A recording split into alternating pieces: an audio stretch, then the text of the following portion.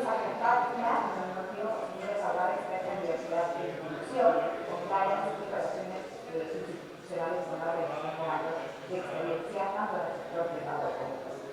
Luego se queda delegada para la igualdad e inclusión y es presidenta de la Comisión de Ética e Integridad Empresarial de la Café. Asimismo, es directora de políticas públicas y relaciones con gobierno e integrante del Comité de Diversidad e Inclusión. Y también tenemos a Marco Pérez, licenciado de Psicología y maestro en alta dirección. De 2015 a 2017 dirigió en México la Red del Pacto Mundial de la Economía y desde entonces ha sido vocero de la Agenda 2030 en el sector privado. Actualmente es Network Manager de México de Dirección Andina, así como responsable del área de género en el área de política. Muchas gracias por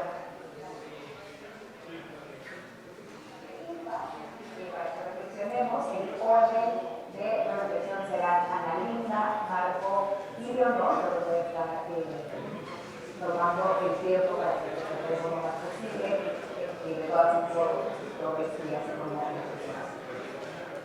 la primera pregunta sería entonces, ¿qué problemas deben atenderse o deben aprender las autoridades debidas a esta complejidad de las autoridades del gobierno para realmente poder combatir este problema de pensiones que es México, pero con perspectiva de género? Ana Linda, adelante.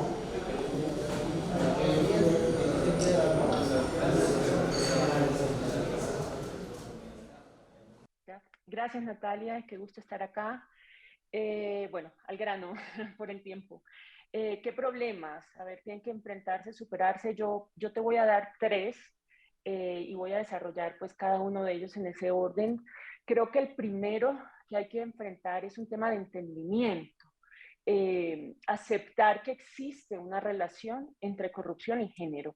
Es decir, que hay una dimensión de género que es relevante para el entendimiento de la corrupción y viceversa, que la corrupción es relevante para la agenda de género, para la consecución de la igualdad, el empoderamiento.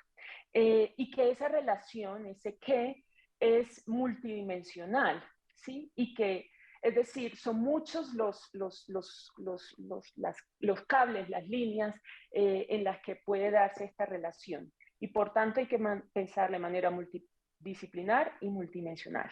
Hay que entender, por ejemplo, el rol de las mujeres, los liderazgos. Hay que entender todos los temas, por ejemplo, de participación política de la mujer y cómo la corrupción ha sido obstáculo.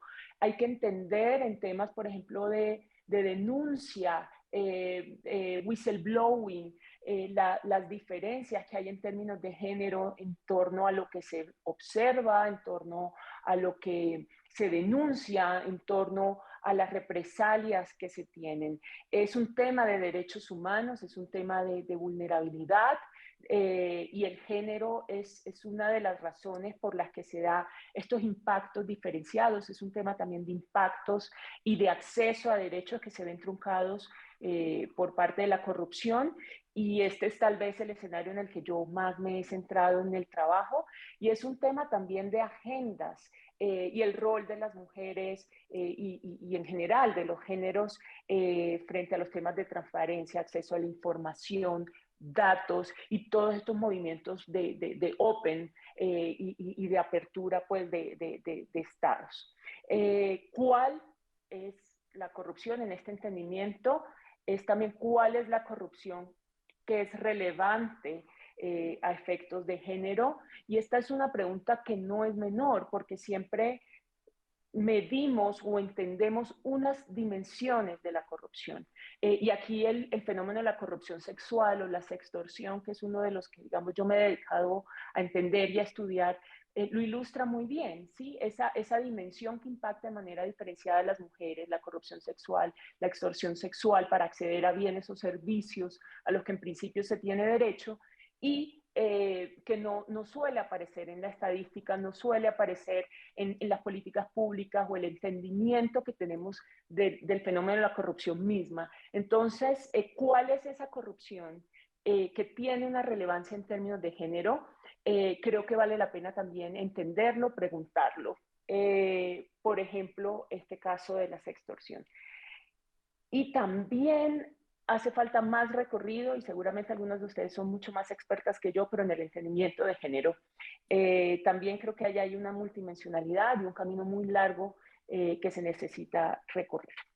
Entonces eso, digamos, a grandes rasgos en términos de entendimiento. El segundo tema, creo yo, tal vez de lo más relevante es dimensionarlo en mi contexto, en mi país, en mi región. O sea, una vez que ya lo entiendo, que veo que hay esa relación, debo dimensionarlo. Es relevante, cómo es relevante.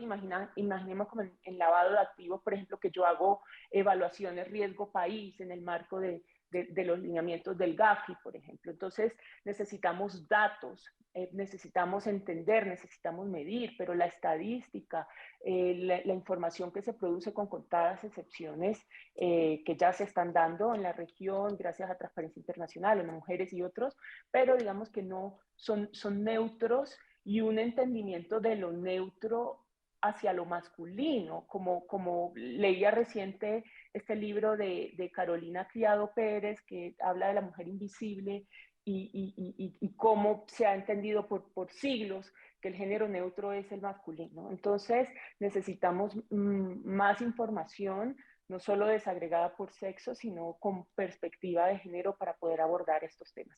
Y herramientas, y uno de los temas que hemos desarrollado con Neurosocial sobre todo es para entender, necesitamos información, datos y herramientas que nos permitan eso, dimensionar las problemáticas. Entonces tenemos un tema de entendimiento, una vez entendemos, tenemos un tema de dimensionar el problema, pero además lo tercero, y ya con esto creo que terminaría la pregunta, Natalia, es construcción de rutas. Es decir, una vez ya entiendo, dimensiono qué rutas debo construir a partir de eso que he identificado, qué es relevante en mi país, en mi región, en mi contexto, en mi empresa.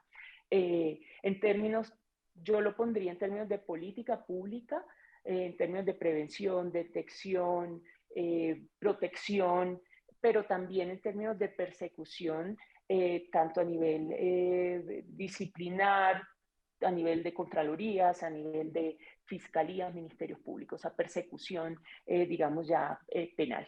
Entonces, esos serían los tres problemas: entendimiento, dimensionamiento y construcción de la ruta idónea para abordarlo.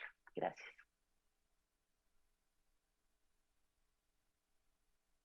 Muchas gracias, Ana Linda. Marco, por favor.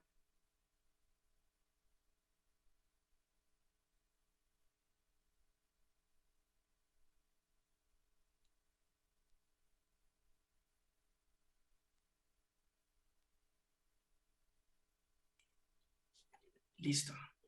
Muchas gracias y les saludo con mucho gusto y también para ir directo al grano y tomar de donde Ana Linda mencionó y no replicar, qué importante es este entendimiento, un entendimiento práctico y también conceptual, ¿no? En donde no se debería remarcar la perspectiva de igualdad de género como un adicional, ¿no? Si buscamos el combate a la corrupción es porque queremos asegurar la integridad. La integridad es no carecer de ninguno de los elementos que nos vuelven ser, ¿no? Entonces, hablar de anticorrupción con perspectiva de igualdad de género es redundante, ¿no? Pero es como el lenguaje neutro o el lenguaje no sexista, que a veces es necesario que seamos redundantes para visibilizar un camino recorrido y una discrepancia en equidad que aún sigue existiendo. A veces no se discute entre sostenibilidad y sustentabilidad, responsabilidad social y desarrollo sustentable. Es redundante y hablar de anticorrupción con perspectiva de género debería ser redundante, pero no lo es. Y por eso es bueno así es lo aclarable. Aquí el enfoque, ¿no? Y siendo muy prácticos y concretos, el trabajo que tenemos en Alliance for Integrity es trabajando con el sector privado y nos han obligado a ser así de prácticos y concretos. Y hay importante asimilar el wording y la narrativa lógica de qué forma podemos asegurar la perspectiva de igualdad de género en cualquier elemento, producto, estrategia, política de combate a la corrupción. Para asegurar que mi política sea lo más eficiente posible, debería asegurar esta perspectiva de igualdad de género. Y aquí nuevamente podemos ir a la etimología. La corrupción como un abuso de poder, ¿no? Es una relación de poder en donde se hace mal uso de un poder encomendado para un beneficio individual. Este va a tener un impacto diferenciado de roles de género, como Ana Linda mencionaba. Por un lado, podemos hablar de lo que las corrientes llaman feminización de la corrupción, y es como si la corrupción afecta a todas, todos, todes, pero afecta de forma desproporcional a aquellas personas con mayores vulnerabilidades. Según el grado de coexistencia social, según el grado de estudios, según los roles de género, según la nacionalidad, según el nivel socioeconómico, según si pertenecemos o no a algún grupo o etnia que son consideradas minorías. Cualquier efecto de corrupción va a afectar de forma diferenciada por roles de género. Y por otro lado, también mencionaba Ana Linda, hay tipos de corrupción que afectan desproporcionalmente más por roles de género, como puede ser la sextorsión. Entonces, si aquí conceptualmente empezamos a percibir la problemática con esta línea, quitaríamos algunas barreras conceptuales e incluso de relaciones de poder o de un propio patriarcado en donde tendríamos por qué justificar y defender el asegurar una perspectiva que debería estar en la lógica. También Ana Linda mencionaba lo importante que es un acercamiento colectivo y multisectorial. Y yo aquí quisiera enfocarme en el caso del sector privado, que de forma práctica van desarrollando esfuerzos de sostenibilidad, de compliance, de perspectiva de igualdad de género, y en estos microuniversos que pueden ser una organización, sea una multinacional o sea una pequeña y mediana empresa como la mayoría en México, pueden ser más eficientes al momento de unificar y alinear estos aspectos.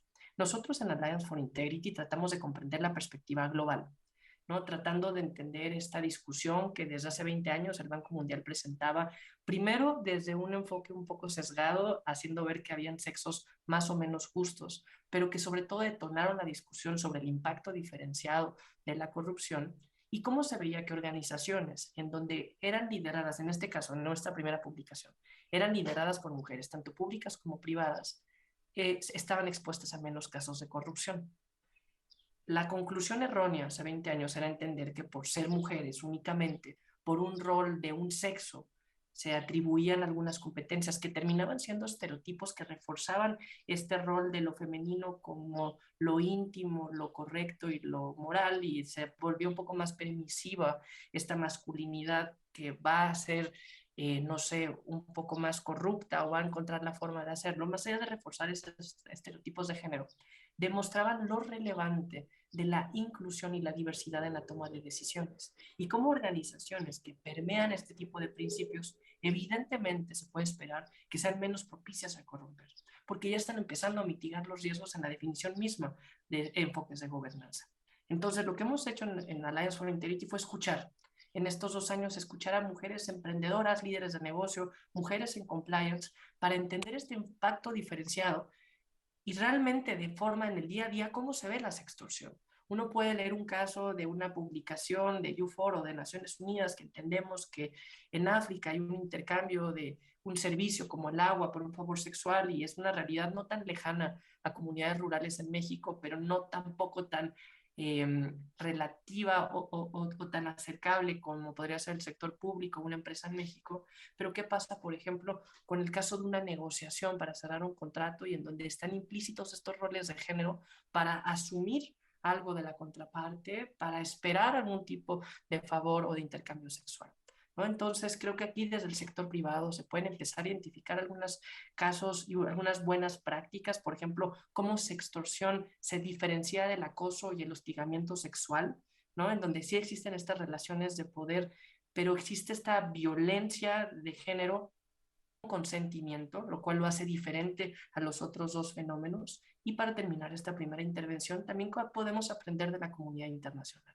Estamos acompañando a Perú, al gobierno de la presidencia de la República, en una ley de sextorsión, como un agravante de los delitos asociados con la política anticorrupción. Ahí lo dejo para escuchar también a Leonor y continuar con la conversación. Muchísimas gracias, Marco. Yo estoy tomando notas justo me parece que han salido puntos muy interesantes. Adelante, Leonor.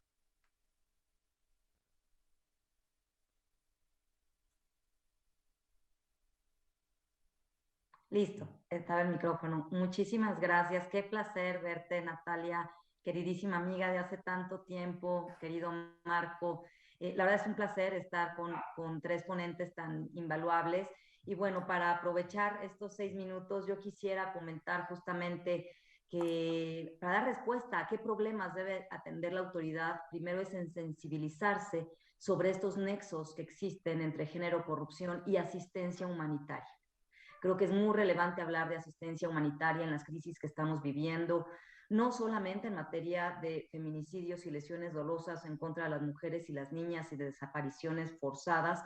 Es muy importante como primer paso que la autoridad deje de esconder esta información, que acepte que estos fenómenos también están ligados a la corrupción en el ámbito administrativo, en el ámbito, por supuesto, también de investigaciones en las fiscalías y, por supuesto, también en el ámbito judicial.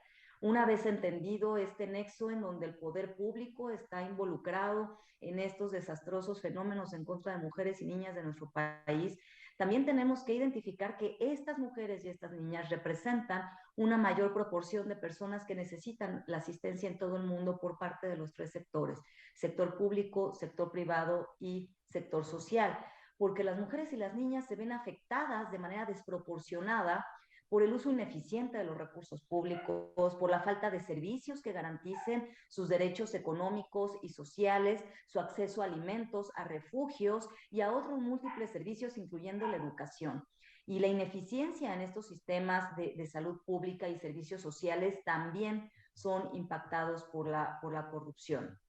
Estas formas de corrupción específicas, como la explotación sexual, que ya nos mencionaba también nuestro querido Marco, la extorsión, el abuso, 1 de cada 5 personas la experimenta o conoce a alguien que pasó por esta situación. Por eso es que a mí me parece muy relevante las recomendaciones de Transparencia Internacional y de ONU Mujeres, en donde se insta a los gobiernos de América Latina y el Caribe a incorporar una perspectiva de género en respuesta a estas crisis específicas que estamos viviendo, en donde en primer lugar se garantice la transparencia en el gasto público y el uso adecuado de los recursos para hacer frente a estos impactos diferenciados en mujeres y niñas, que existe esa data seccionada para poder atender por políticas públicas de mejor manera a mujeres y niñas, pero también que se asegure dentro de esas políticas transversales la igualdad de acceso a tratamientos sanitarios, medicamentos, servicios de salud sexual y reproductiva, que se comprometan a compartir información en tiempo real. Es muy importante que la autoridad no solamente transparente información, sino que lo haga de manera oportuna, que comparte información en tiempo real, que publique los datos desglosados por sexo para comprender mejor cómo estas crisis humanitarias en contra de mujeres y niñas, incluyendo por supuesto feminicidios y desapariciones, las están afectando y en cuántas de ellas está involucrada la corrupción.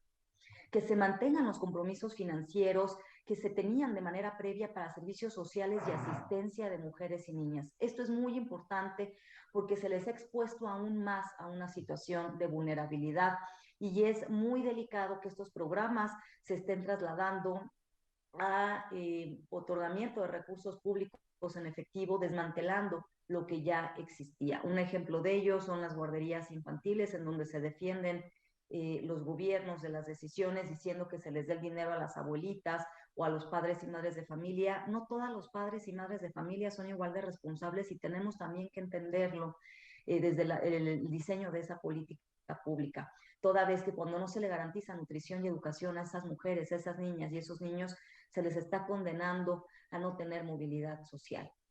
Como otra gran herramienta para ofrecer algún apoyo a atender estos problemas están las herramientas virtuales. Las herramientas virtuales para fortalecer el acceso a datos abiertos, a procedimientos públicos gratuitos en línea que atienda especialmente estas crisis y post-crisis que padecen mujeres y niñas. Por supuesto también que se incluya a las mujeres en la toma de decisiones en materia de la lucha contra la corrupción y que se les garantice la igualdad de participación y representación en la negociación de paquetes, por ejemplo, de ayudas de emergencia, como fue a principios de la pandemia. también que se dediquen recursos adicionales en el presupuesto para hacer frente al mayor riesgo de violencias para estas mujeres y niñas y que se les apoye. Ahí, por supuesto, la Secretaría de Economía tiene una gran labor para poder apoyar con este tipo de recursos adicionales y programas al empoderamiento económico como parte de los planes de recuperación socioeconómica para mujeres, porque la independencia económica las libra de algunas, por supuesto, carencias, pero también de un círculo vicioso de agresiones, y es muy importante que el gobierno también supervise que no haya corrupción en ese tipo de programa. Finalmente, crear mecanismos de denuncia seguros para mujeres y niñas supervivientes de extorsión sexual. Es muy importante estos mecanismos de denuncia seguros ante fiscalías especializadas. Y bueno, culmino en el último minuto que me queda proponiendo que en el MOSEC, que es el modelo de seguimiento y evaluación de la corrupción que ha diseñado el Sistema Nacional Anticorrupción, se establezca como un objetivo transversal de la evaluación de las políticas estatales anticorrupción, este nexo entre mujeres y corrupción, para que puedan ser atendidas esas necesidades específicas y que dentro del Sistema Nacional Anticorrupción se cree un espacio permanente de reflexión acerca de las dimensiones de este fenómeno y su relación con la vida de las mujeres y niñas, para promover la perspectiva de género en todos los instrumentos, lineamientos, reglamentos y acciones generadas por el Sistema Estatal Anticorrupción. Muchas gracias.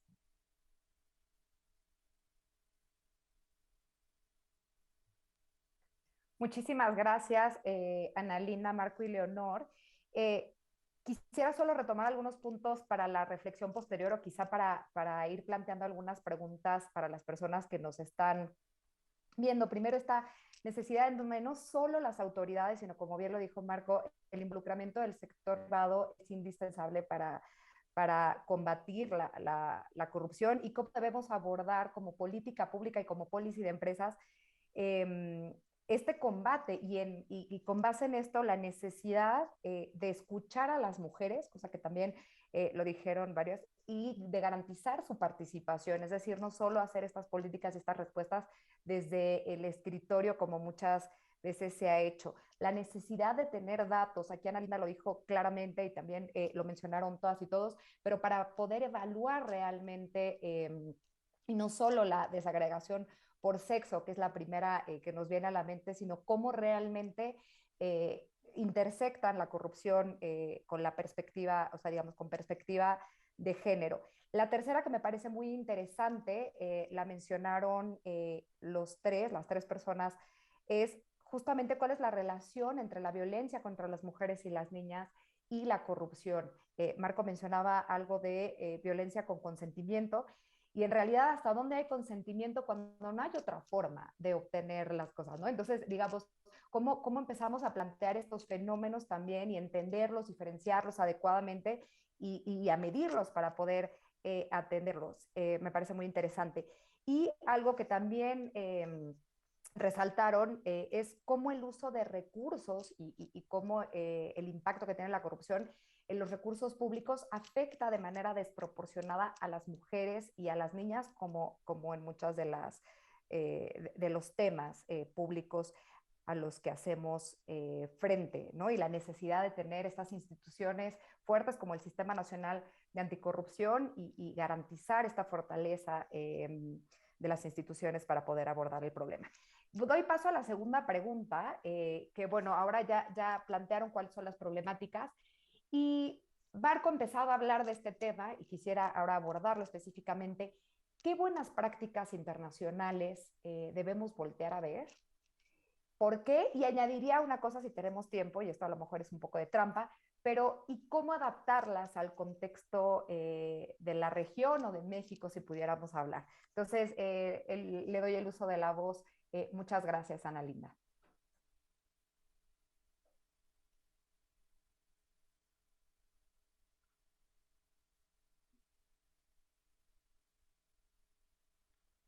Ya.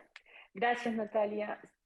Sí, yo creo que tenemos una ventaja importante y es que tal vez de antes, pero más o menos 2017-2018, ha venido, gracias creo que al liderazgo de ONU Mujeres, Transparencia, Eurosocial, ha venido un trabajo importante en la región para entender estas problemáticas que comentamos y generar, digamos, acciones en diversas de estas líneas, Alliance for Integrity también. Entonces, creo que la región tiene mucho que mostrar, porque son problemáticas que no son solo de la región, son globales realmente, y creo que América Latina tiene mucho que mostrar allí en términos de buenas prácticas. Entonces, si bien es reciente, de entendimiento reciente, son varias las cosas que hay que mostrar. Transparencia Internacional el año pasado sacó un documento Género y Corrupción en América Latina y el Caribe, en el que hacían como un barrido precisamente estas buenas prácticas para entender, para prevenir y empoderar, para detectar términos de justicia y reparación de daños, alianzas y redes. Yo creo que eso es un buen barrido y un tema de referencia importante.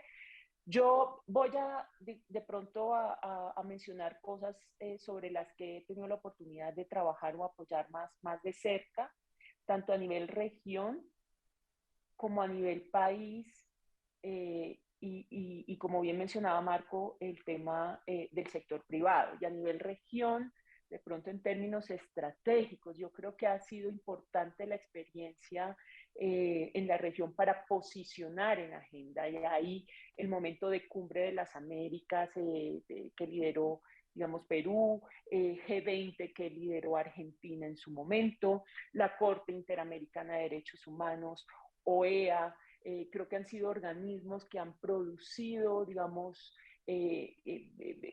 lineamientos o entendimientos para empezar, digamos, a entender estos nexos y a jalonar, digamos, iniciativas. Y en el marco de esto también lo que ha hecho la Asociación Iberoamericana de Ministerios Públicos, la IAMP, de la mano de Eurosocial en sus redes anticorrupción y sus redes sobre trata de personas y los nexos entre corrupción y trata. Creo que es fundamental para mostrar cómo ministerios públicos, fiscalías de las regiones deben de relacionarse para un entendimiento y una persecución de estas problemáticas, prevención y persecución de estas problemáticas. Creo que ese tema de redes, también esa visión estratégica ha sido clave, la asociación de mujeres juezas y también las redes de o las CEPS, las contralorías, creo que empiezan también a integrarse y analizar estas problemáticas. Entonces yo creo que para como buenas prácticas, estos espacios de posicionamiento en agenda y estas redes regionales que empiezan a trabajar la temática, cruzar experiencias, aprender entre otros, a colaborar entre fiscalías u otros actores, creo que es fundamental. Lo otro que creo que aquí tiene mucho que ver son ya también entonces a nivel país, llamémoslo así, más de implementación en términos concretos. El caso de Argentina, de la Fiscalía de Argentina, para el entendimiento y persecución de lo que es la corrupción que facilita la trata de personas, la aplicación de unas herramientas que de hecho, digamos, ayudamos a construir en Eurosocial para esta problemática y ya, digamos, el desarrollo específico de normativas y otros temas que son allí creo que importantes. Países, Marco mencionaba Perú, pero varios países ya en la región, Chile, Perú, Brasil, entre otros, están planteándose la necesidad de tipificar o no la corrupción sexual, el tema de sextorsión y a partir de ahí generar marcos pues, de trabajo, no solo normativos, sino de construcción de política en sus contextos y de hecho, por ejemplo, Parlatino, Parlaméricas y digamos este tipo de asociaciones de congresos están ya incluyendo en sus agendas la necesidad, por ejemplo, de leyes, modelos en este tema. Casos como Perú y Colombia han incluido en sus, por ejemplo, en Colombia se llaman documentos COMPES, que son documentos de política pública. Entonces, recientemente salió un COMPES anticorrupción y ese COMPES tiene ya, digamos, elementos de perspectiva de género, de sextorsión y de estas problemáticas. Perú en su política también incluyó el tema, entonces yo creo que son algunos ejemplos. Chile también me parece supremamente relevante, lo que tiene que ver en protección de denunciantes, en términos de fomento de denuncias de corrupción con enfoque de género, todo el trabajo que está haciendo allí en términos de alianza, Transparencia Internacional, el Ministerio Público y otros actores. Entonces, creo que hay que partir un poco de estas dimensiones de las que hablábamos ahora, entender, prevenir, detectar en términos de justicia, reparación de daños y estas alianzas en esta dimensión estratégica y tal vez un poco a nivel país operativo. Y en cada uno de ellos creo que vamos a detectar experiencia importante en la región. Finalmente, lo que mencionaba Marco, que seguramente expondrá en relación con el sector privado, cada vez más sectores empresariales se preguntan, listo, ¿y esto a mí cómo me aplica como empresa? ¿Qué tengo yo que hacer? ¿Cómo lo veo? ¿Qué de todo esto me toca? Yo creo que eso hay unas muy buenas prácticas también en la región, por lo menos en esos primeros pasos de entender, y la academia. Hemos mencionado sociedad civil, pero creo que la academia, el TEC de Monterrey, hizo unos descubrimientos interesantes en términos de denuncias que pueden ser manifestaciones de corrupción y género asociados a, por ejemplo, el COVID. La Universidad Diego Portales hizo unas investigaciones también muy buenas a propósito de lo que mencionaban hace un rato sobre población migrante. Es decir, la academia también acá creo que tiene mucho que aportar a producir información, documentos que pueden ser claves también para el dimensionamiento de estos temas en la región. Gracias. Lo dejaría ahí por el momento.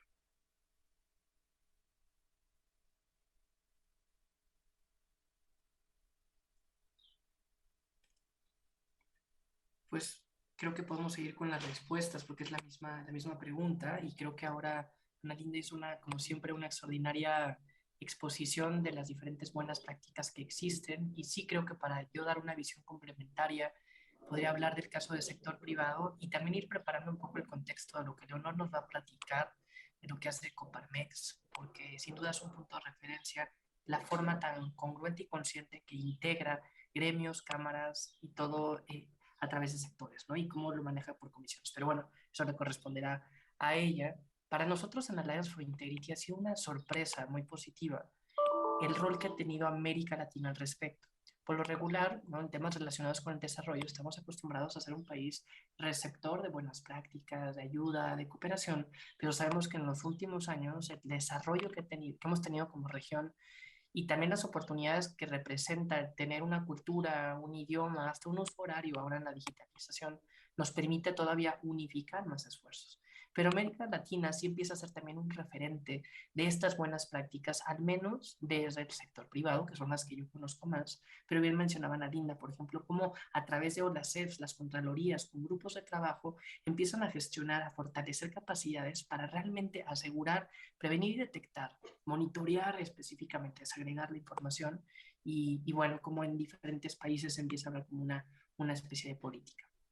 Yo aquí quiero poner a su disposición un micrositio que desde Alliance for Integrity desarrollamos integrando estos hallazgos que hemos reconocido de estas y estos actores que Ana Linda mencionaba de transparencia de las Naciones Unidas o también algunos ejemplos locales, algunas cámaras, ¿no? Por ejemplo, aquí en México nos hace mucho sentido conocer a Coparmex, pero fuera de México, ¿cómo podemos visibilizar eso que está haciendo Coparmex? ¿Qué podemos aprender de la ANDI, de Colombia, de FEDIN, en Ecuador y cómo se hace ese intercambio? Y cómo para Argentina, con el RITE, ¿no? Que fue inspirado mucho por el Padrón de Integridad Empresarial en México, se pueden llevar a cabo este tipo de discusiones.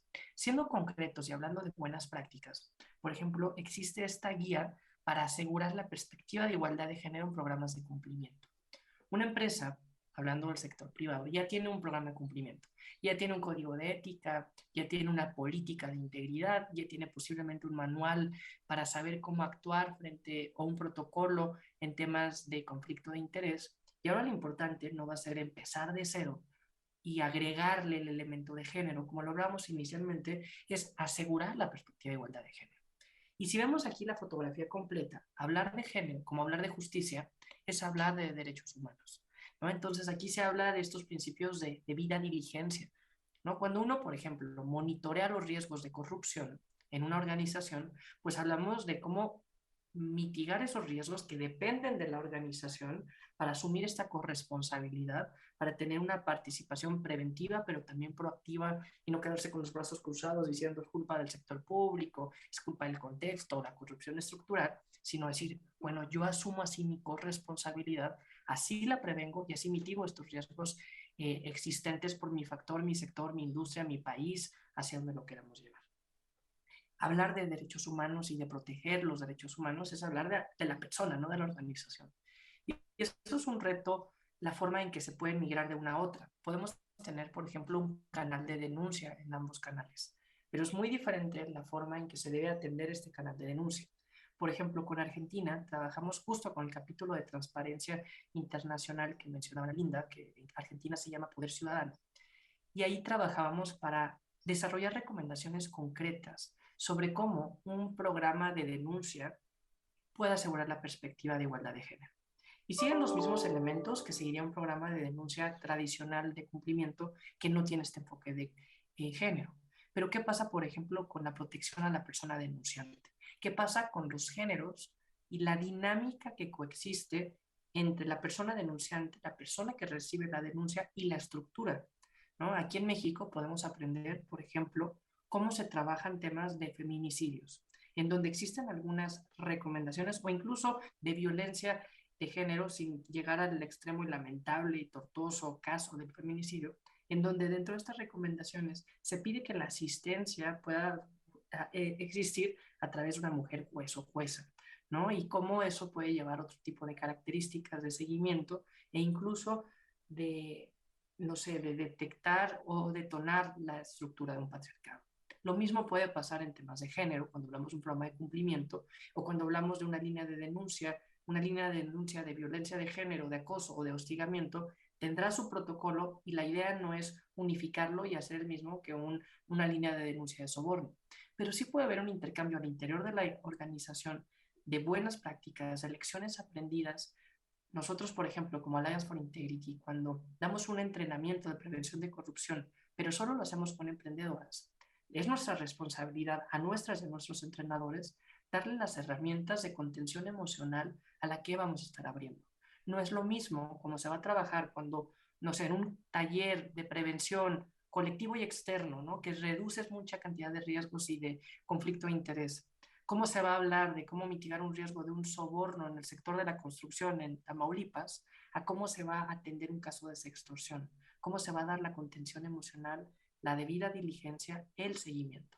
Y ahí existen estas buenas prácticas que puedo compartir más adelante en este micrositio. Y pues bueno, para hablar concretamente, pues me da mucho gusto ver aquí. Querida Leonor, te escuchamos.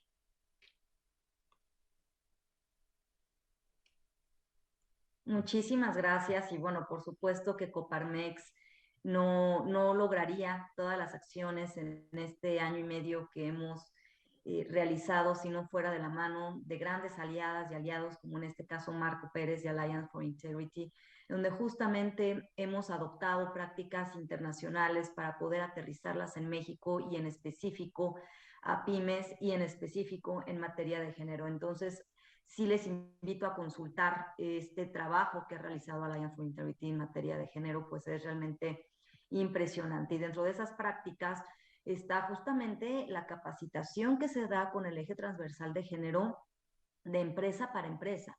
Grandes empresas que hemos logrado acercar y contar con su tiempo para de manera como voluntariado poder capacitar a cientos de pymes que tengan de manera muy expedita, pero también muy sencilla y pedagógica en un par de horas, muy entendidos los documentos que deben de contar según la Ley General de Responsabilidades Administrativas para que puedan prepararse a este ambiente que no es conocido para las pymes, el ambiente de compliance que lo ven como algo alejado, como algo caro, como algo que viven todos los días, pero que no le ven una posible solución.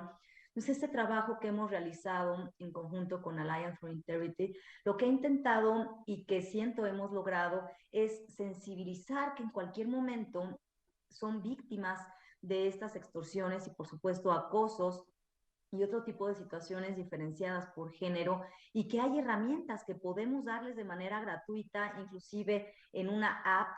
Ahora que todo se hace por app, se logró una Integrity App con Alliance for Integrity, que nos ha servido mucho para acercar este tema a empresarias locales, en alianza, por supuesto, con organizaciones de mujeres empresarias, y que también tienen a la mano información y además nuestro acompañamiento cuando son víctimas de algún delito, sea de corrupción o en materia específica de sextorsión o algún otro tipo de cuestiones que tienen que ver con delitos como lesiones dolosas o cualquier relacionado con género. Entonces, no nada más se trata de sensibilizar de una sola vez e irse, sino que sientan a las instituciones, en este caso instituciones privadas, con una cercanía constante para que cuando algo suceda podamos acudir con ellas a denunciar, a darle seguimiento a su denuncia y arroparlas con la institución para que también se sientan protegidas en sus negocios o en su vida, en su salud.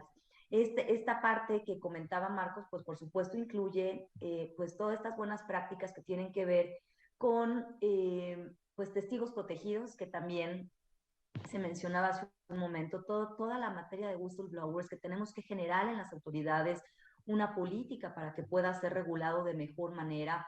También dar a conocer los beneficios a las empresas de esta colaboración eficaz con el sector privado cuando el sector público no tiene tanta llegada por escasez de recursos, el poder asegurar que se entiende esa violencia que padecen como algo no normalizado. Muchas veces las violencias, cuando son de la primera capa del violentómetro, no son entendidas como violencias y se normalizan. Ahí también tenemos que entrar a sensibilizar a las propias mujeres de que esas violencias implican violencias y no es algo normal. Y el combate, perdón, el combate a la corrupción desde la perspectiva de género, el que esa corrupción diferenciada que ellas padecen sientan una plataforma, ya lo decía yo, de apoyo, en donde las instituciones privadas o sociales o académicas les acompañemos frente a la autoridad. Ha hecho un gran trabajo, como ya se mencionaba también el TEC de Monterrey. También ha habido trabajos muy importantes con la UNAM, el PNUD, también tenemos una gran alianza en Coparmex con el PNUD, justo para poder aterrizar de una manera mucho más pedagógica y digerida en pymes el impacto diferenciado de la corrupción para mujeres empresarias y pequeños negocios. Y finalmente me gustaría comentar también, dentro de estas mejores prácticas, un ejercicio social que me parece muy relevante y que se realiza en Indonesia desde 1998. Es esta iniciativa que se llama Soy una mujer contra la corrupción. Es mejor conocida como SPAC. Y ahí en este país, desde el año 98, en instituciones nacionales, pues bueno, no se había conducido a una reducción en corrupción con este impacto diferenciado, pero desde que empezó en 98 a generarse este grupo de mujeres, el SPAC, más de 2,000 mujeres han sido capacitadas por el sector público, privado y social para ser campeonas en materia de combate a la corrupción. Y a su vez estas 2,000 mujeres se han convertido en reformadoras al interior de sus comunidades, de denuncia efectiva, oportuna, se hacen acompañar por el sector privado, sector social, y eso fortalece a su vez a las instituciones públicas porque ya se sienten también vigiladas y hay una fuerza social para que actúen de manera oportuna en la detección de la corrupción y en la impartición de justicia. Y estas mujeres han introducido también exitosamente medidas innovadoras que han repercutido en progresos institucionales, como la mejora en los sistemas de prestación de servicios públicos. Ese primer acto de corrupción, la corrupción que por desgracia viven de manera más cercana a las mujeres, que es con la prestación de servicios públicos, estas 2,000 mujeres ocasionaron que poco a poco existiera presión para que esas mejoras en las prestaciones de servicios públicos se realizara de tal manera que se empezara a disminuir los actos de corrupción frente a las mujeres en virtud de esa simple mejora de prestación de servicios públicos, en donde ellas señalan a autoridades y el nodo de los procesos en donde más padecen la corrupción. Y también es importante reconocer dentro de este ejercicio de Indonesia que mientras más participe la mujer en la vida pública, empezando desde su comunidad, pero también en la academia y también en los espacios de la vida empresarial y social, estas mismas mujeres que padecen y que están más en contacto con este impacto diferenciado de la corrupción irán asociando una mejor gobernanza y mejor manera de reducir estos índices de corrupción, porque las medidas que van a proponer implementar son las idóneas.